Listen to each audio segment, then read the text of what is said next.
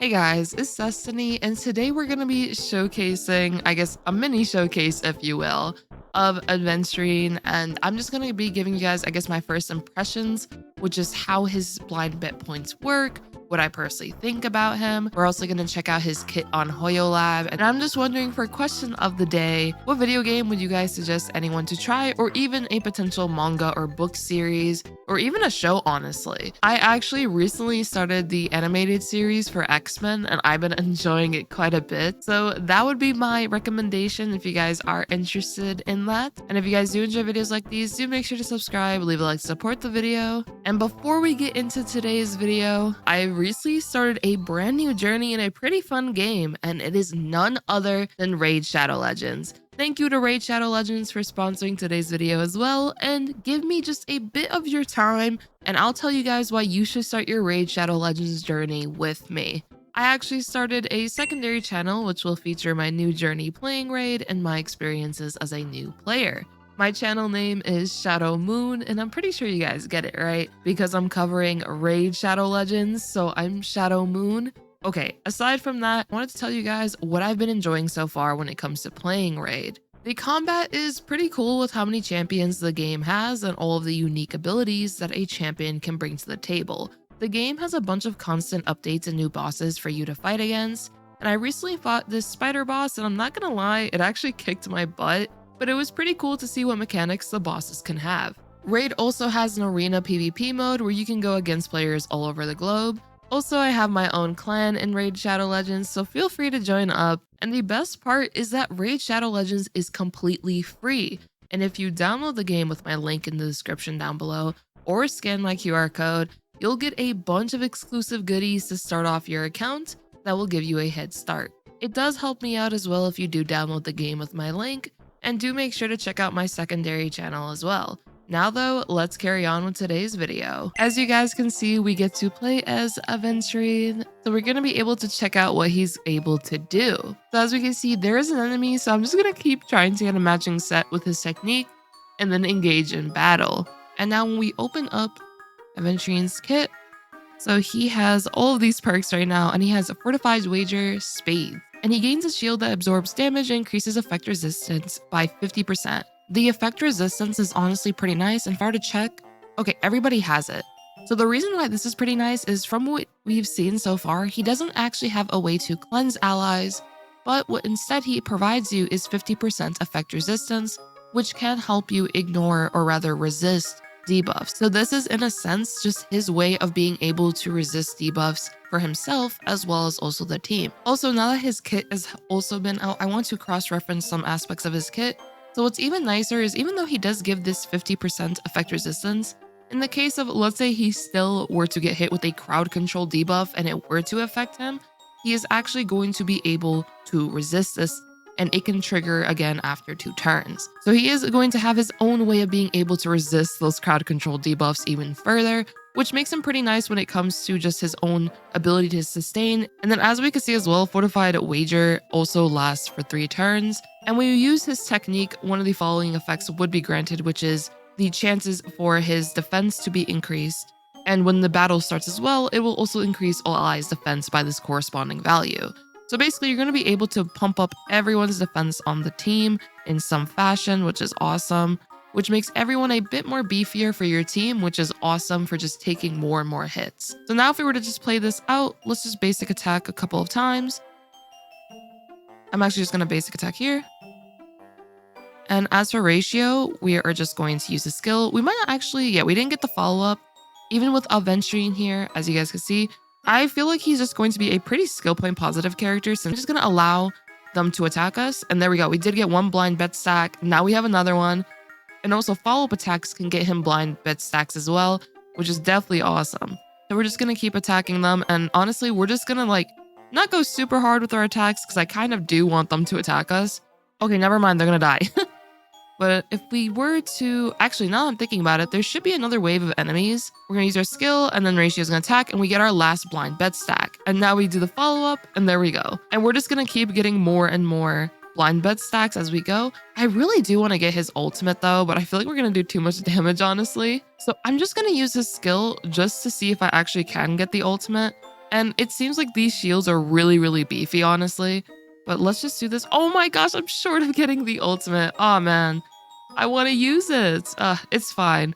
So far, I mean, we're not really fighting super tough enemies, so it's really hard to say. But, oh wait, I need some technique points. We get to use his ultimate now, which is what I wanted. So we're just going to use it right on this robot that attacked us. Or whatever this thing is. There we go. And now we're just going to do another follow-up. And what's really nice is that when we get hit with an AoE attack, we basically get his follow-up attack super freaking quick, which is definitely awesome. And we're just going to keep basic attacking. I wish these enemies were actually way more beefier, just so we can mess around more with the possibilities. I feel like his stacks are really easy to obtain just because of the fact that if you have follow-up attackers on the team, you're going to get your stacks quicker. If you're fighting enemies that are AoE, you're just going to get a bunch of stacks as well. So there's definitely plenty of ways to take advantage of his skill kit for sure. And I just want to see us. Okay, there we go. We got stacks there. And there we go. That was an attack that hit 2 of our allies, which is Ruan Mei and Dr. Ratio. And as a result, we got more and more stacks. So it's definitely awesome for sure. And here we should do a follow-up and get another stack. So yeah, definitely if you use your follow-up attackers, you are going to be getting those stacks really fast, which is really cool. I thought we'd also look over his character preview just to look at some aspects of his kit that may have not exactly been shown in the little bit of gameplay we did get. And I kind of once again do wish those enemies were even beefier, but I will say his shields in battle were definitely beefy when you compare them to the health bar. And the fact that he's able to give our allies more defense is just really nice for making them able to sustain more hits, especially with those shields. If we were to look at his traces real quick, his trace leverage is pretty interesting, honestly, and could make the potential of a more offensive Aventurine a possibility. And what I mean by this is, while he is still a sustain, I personally believe that he'll be one of our best damaging sustains. And it's not to say that he's going to be a full-on DPS, but rather that he is still going to be able to potentially pop some 20Ks, 30Ks, 40Ks, depending on, of course, what your team comp is. He definitely has the potential to still help out with damage a bit. And if you are, of course, looking for a sustain that, in a sense, can do damage, as well as, of course, keep the team alive and debuff enemies with his ultimate, since he is going to inflict that unnerve effect, then he could definitely be a good option right there. So for his first trace leverage, he's going to be able to get crit rate depending on how much defense exceeds a certain value. And from what we know, or have rather seen so far since this kit has been shown officially, this would be a 48% crit rate increase, which I think is really strong for any character to honestly have. And as a result, you definitely want to stack a good amount of defense on him for sure. When it comes to his trace hot hand, he will grant all allies that fortified wager shield, which we saw that it was essentially 3 turns within the fight, which is awesome since you're just right off the bat gonna start off with your shields, which means you don't actually have to use a skill point with him in the beginning of battle at all. This makes him skill point positive as a result, at least to begin the battle. And if you have a really good uptime on those shields, which is the frequency of getting his follow-up attacks, maybe if you are fighting AoE centric enemies that just keep attacking you, and now you're just gonna keep getting that follow-up attack, since he is able to replenish the shield a bit, which is super beneficial as a result. So it's definitely worthwhile to try to get his stacks just so he's able to replenish that shield. And as a result, now you don't really have to worry too much about him using skill points in particular. In the first trace bingo, you guys saw this when I just played through it. When an ally with fortified wager, which is shields, launches a follow-up attack, he will accumulate 1 blind bet stack, which this can actually trigger 3 times. And of course, this trigger count resets at the start of his turn. After also he launches his talent's follow-up attack, it also provides all allies with that fortified wager that can block a certain amount of damage. So overall, his traces are really nice in my personal opinion. You're able to just start off the fight with your shields. You're able to also get a hefty amount of crit rate on him if you have a good amount of defense. And then also he's able to synergize even more with characters that do follow-up attacks, since he'll be able to get more stacks, or rather blind bet points. My bad. I keep calling them stacks. They're actually points. My bad, guys. And then when I showed you guys the technique, you randomly obtain 1 effect from 3 types of defense boost effects. All of these are different amounts of defense that you could start off the battle with. And of course, when you start the battle, all allies will have that defense increase, which, as I told you guys, that's just really, really good for when you start off the fight. You're just not going to be taking that much damage at all, which is definitely awesome. His basic attack is quite basic, but in my opinion, I love his basic attack. I love how he like snaps his fingers and just boom, it just all falls onto the enemy. It's just a really satisfying sound as well in battle and outside of battle. So yeah, I'm a huge fan of his basic attack and just how it looks, especially since he seems to be more skill point positive. You're definitely going to be using this basic attack quite a bit. And of course, for his talent, all allies are going to have that effect resistance increase of 50%, which is awesome just for being able to resist debuffs that might come your way. Being able to have a better chance of resisting these debuffs is definitely beneficial for any sustain to be able to provide a team, whether it's through cleansing or I guess this way where your effect resistance will simply be increased. And then of course, whenever an ally gets attacked or he himself gets attacked, you will be able to accumulate blind bet points, and it makes a really nice follow-up party in my opinion, depending on of course who you use. And I really like his potential when it comes to the follow-up attacks, just him being able to resist crowd control debuffs, being able to accumulate multiple blind bet points if multiple allies get attacked, so that can just make it so much faster to get his follow-ups very consistently, which means you're going to replenish your shields also very consistently. So overall, I think his talent is definitely really, really good in my personal opinion for his skill kit. And then for his skill, well, I didn't really use the skill much, but you will replenish that shield immediately. And his skill is nice in the case of, let's say you're really in a pinch. Let's say that swarm bug just freaking attacks you and decimates your shields hypothetically.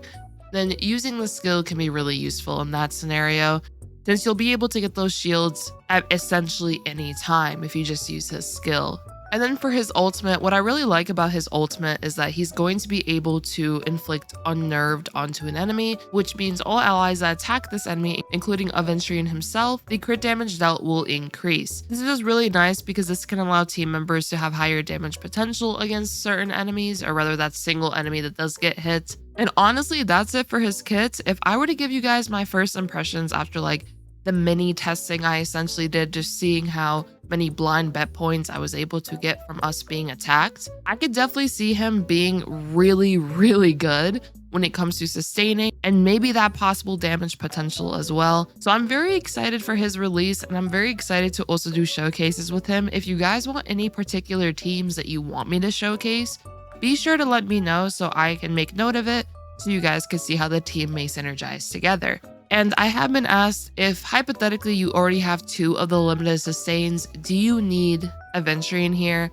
And personally, I mean, if you already have 2 limited sustains, like let's say Huohuo, Fu Xuan, Luocha as our 3 limited sustains, or you just have really decked out sustains in general, then I feel like Aventurine here is going to be really nice for that follow-up centric playstyle because of how he can further synergize with those characters. And the fact that he can inflict follow-up attacks as a sustain means that Topaz herself is going to be able to have Numbi attack more often. That is also a potential.